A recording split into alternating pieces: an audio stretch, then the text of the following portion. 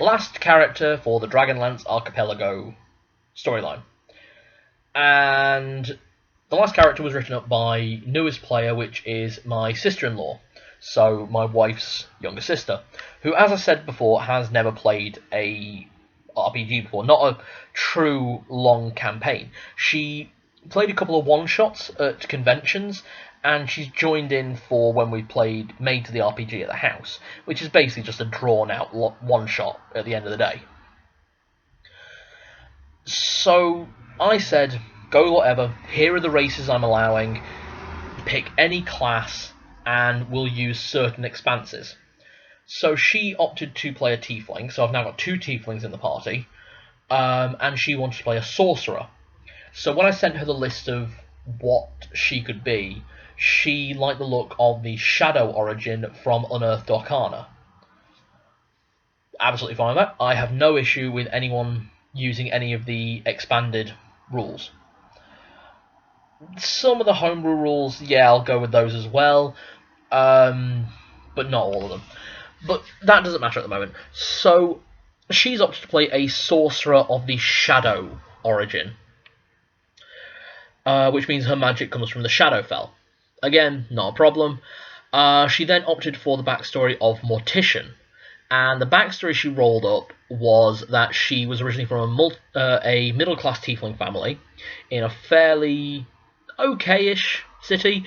Like, they're not going to get thrown out and burnt at the stake, but it was difficult for her to find a job after she finished medical school, so the only job she could get was in a mortician's office. And when her magic appeared, when she started to gain sorcery instead of just the typical tiefling cantrips, she basically burned her boss from the inside out with necrotic magic.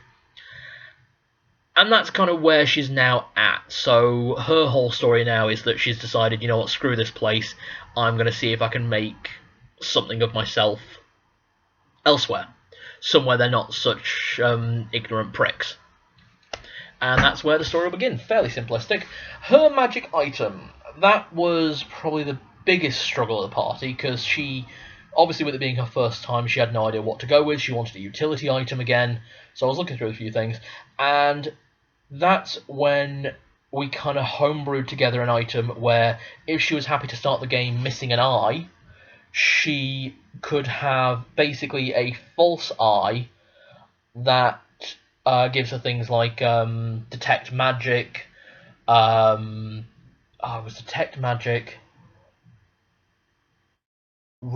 comprehend languages, identify, and if she uses all the charges in the eye, she gains the 9th level druid spell Foresight, which means that all of her rolls will be at advantage and all rolls to attack her will be at disadvantage.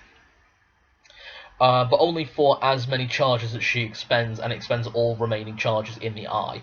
Basically, there's a cost system that she'll have to use, and if she uses all of it, then the eye goes dead until a long rest, at which point it only regains d6 plus 1 charges, instead of recharging back up to maximum.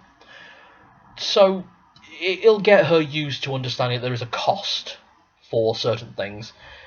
Basically, the character is very much a crash course character to see how she handles spell slots.